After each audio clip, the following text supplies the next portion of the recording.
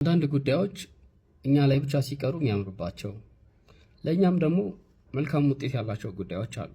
የግድ ሁሉንም የህይወት ክፍላችንን ለሌሎች ማጋራት አለብን ማለት አይደለም። የመጀመሪያው ገቢያችንን ማሳወቅ ነው። የምናገኘውን ገቢ ለሌሎች መናገር የሚያመጣልን መልካም ነገር የለም። ምናልባትም ሰዎች የምናገኘውን ገቢ መሰረት አድርገው ጄጅ እንዲያደርጉን ወይም ትሪት እንዲያደርጉን ሊያደርጋቸው ይችላል። ለግል የፋይናንሻል አድቫይዘራችን ካልሆነ በቀር የምናገኘውን ገቢ ለማንም ማሳወቅ የለብንም።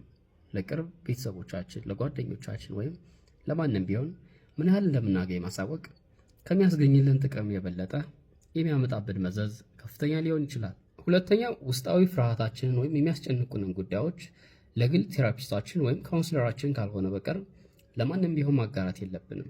ምናልባት እናገኘዋለን ብለን ከምናስበው ውጤት በላቀ መንገድ ከሰዎች ዘንድ የምናገኛቸው ፊድባኮች የተለዩ ሊሆኑ ይችላሉ።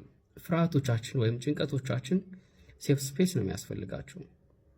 ለማንም ይህንን ማጋራት የለብንም። ሶስተኛው ከፓርትነራችን ወይም ከፍቅር አጋራችን፣ ከትዳር አጋራችን ጋር ያለንን አለመግባባት ለሌሎች ሰዎች አለማካፈል ነው። ምናልባትም ሰዎች ይህንን አለመግባባታችንን ተጠቅመው ምን እንደሚፈጥሩ አናውቅም። አንዳንድ ነገሮች በልባችን ላይ ብቻ ሲቀሩ ምቾት የሚሰማቸው ጉዳዮች አሉ።